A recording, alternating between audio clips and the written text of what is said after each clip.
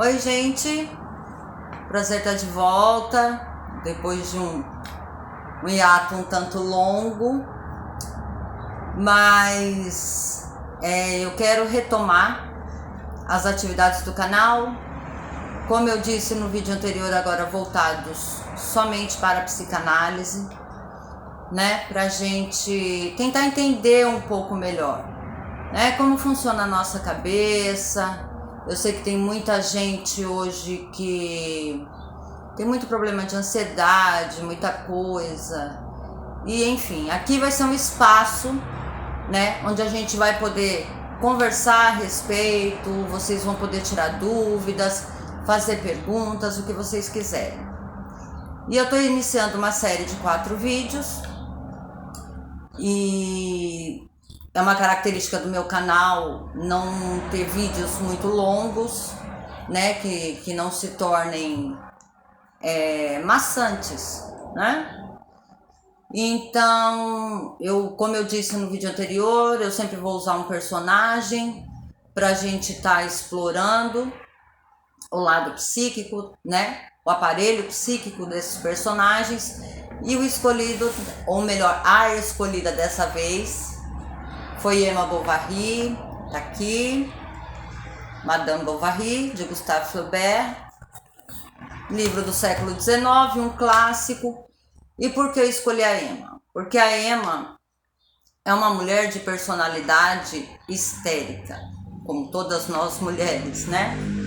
Apesar de ser um personagem do século XIX, Flaubert colocou muito bem a questão dessa estrutura, né, de personalidade feminina, inaugurando aí o romantismo moderno. Enfim, quem já leu o livro conhece a história. Para quem não leu, eu vou dar uma resumida aqui, só para chegar nesse vídeo aqui onde eu quero. O que acontece? A Emma perde a mãe muito cedo. O pai, não se sentindo em condições de educar a filha sozinho, ele manda a Emma para um convento. Nesse convento, as freiras leem vários romances para Emma, escondido. E a Emma, ela entra numa fase que nós, psicanalistas, chamamos de moratória psicossocial. É aquela fase da adolescência. Quem aqui já é mãe e já passou por, né, tem filhos adolescentes ou já teve, vai entender bem o que eu estou dizendo. É aquela fase em que os filhos, eles se isolam dos pais, eles se apartam dos pais, né? Eles vivem mais para o mundo externo. Quando tá em casa, eles vivem no mundinho fechado deles. Por quê?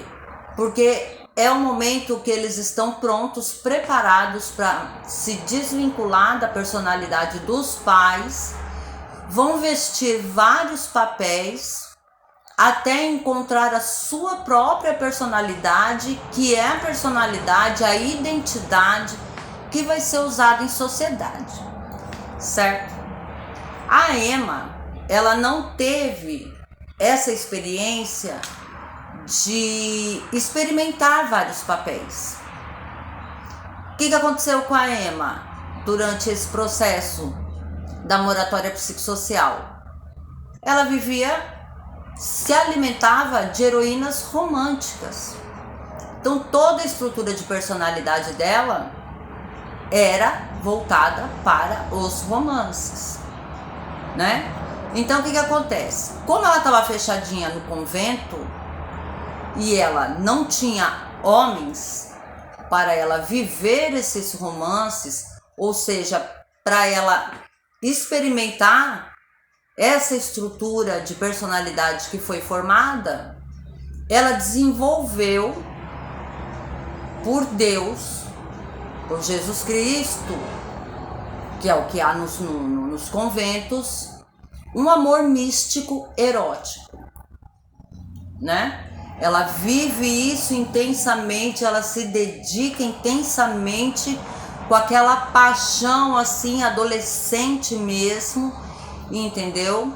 E nós, psicanalistas, entendemos isso como um amor místico erótico.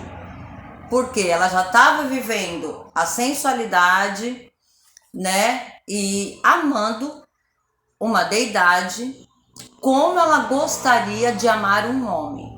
Por isso que é um amor místico, erótico. Entende? Aí que acontece? A Emma sai do convento, chega a época da Emma abandonar o convento, ela retorna para casa do pai e conhece o Charles, que vem a ser seu futuro marido. E aí a gente tem uma outra característica interessante. A gente encontra nessa escolha de marido um fator, um mecanismo de defesa, na verdade, que a gente chama de formação reativa. Né? O que é uma formação reativa? Para colocar de modo simples, que vocês possam entender, uma formação reativa, ela funciona em dois polos opostos simultaneamente na nossa psique. Então, digamos, você é uma pessoa perfeccionista, mas você não consegue chegar no horário nos lugares. Então, isso é uma formação reativa. São duas coisas opostas, né? Ou você é perfeccionista, ou você é uma pessoa que não consegue ser pontual. Só que tem pessoas, as pessoas que utilizam esse mecanismo de defesa, elas usam esses polos opostos. E foi o caso da Emma, o que aconteceu com a Emma na escolha do marido, na escolha do Charles como marido. Charles não era bem um médico, era um oficial de saúde, bem mal sucedido, diga-se de passagem. E apesar de ser um marido muito apaixonado, ele não era o tipo de homem que tinha arroubos de paixão, né? Não era aquele homem romântico. Então Charles não servia para Emma viver, experimentar aquela personalidade de heroína romântica que foi formada nela ali. Então ela faz ali uma formação reativa. Ela escolhe o homem errado para ter depois a desculpa, né, de que esse homem errado não proporcionava a ela o que ela necessitava para poder ter amantes. Né? A gente podia colocar o marido da Emma como uma espécie de ato falho também, né? Um desejo que é inconsciente, que vem do inconsciente, atravessa o consciente e fala, não, eu quero assim para poder chegar aqui. Entende? Então, a escolha do Charles como marido, para Emma, para ela, particularmente, ela fez uma escolha errada. Mas inconscientemente, ela fez a melhor escolha. Porque ela tinha o marido perfeito, com a desculpa perfeita, para ela viver a heroína romântica que foi formada ali nela. Entendeu?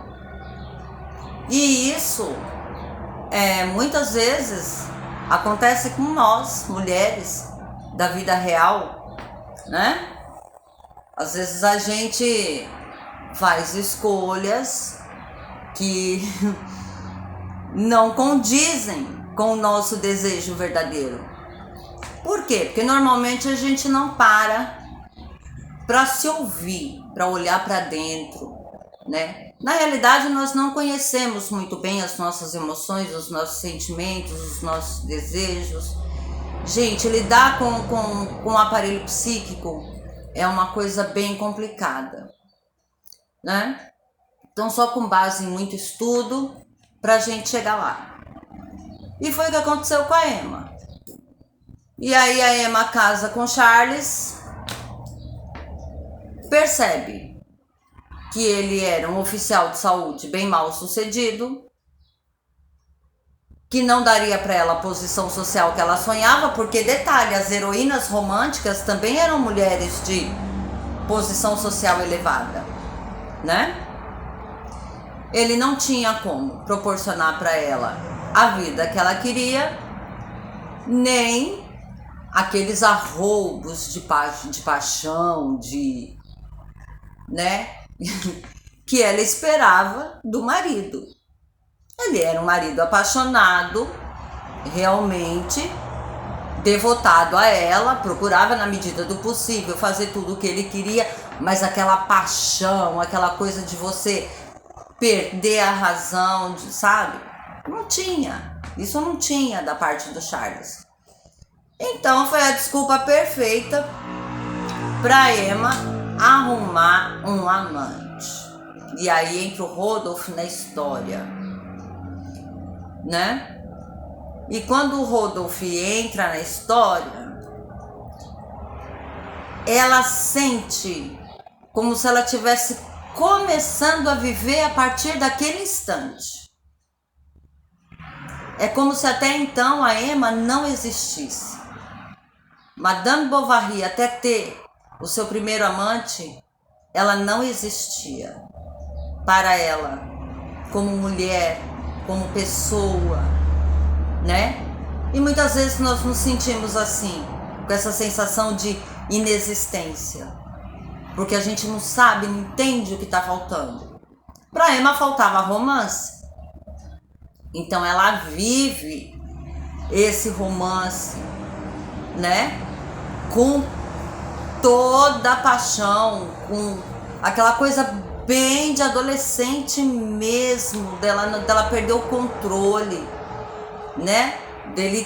Do Rodolph ter que falar para ela, olha, cuidado, porque você pode colocar tudo a perder, você é uma mulher casada, né?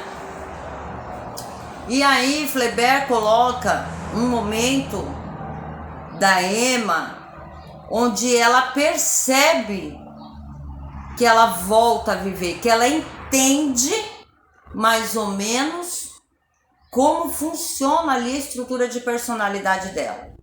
Então Flaubert escreve: ela então se lembrou das heroínas dos livros que havia lido, e a legião lírica dessas mulheres adúlteras começou a cantar em sua memória, com as vozes das irmãs que as encantavam. Ela mesma vinha a ser uma parte verdadeira dessas imaginações, incluindo-se nessa espécie de amante que tanto invejaram. Gente, toda a personalidade da Emma, toda a estrutura de personalidade da Emma foi constituída com base em romances. Se você lê o livro, você não vê características normais de qualquer pessoa, de um ser humano, de crítica,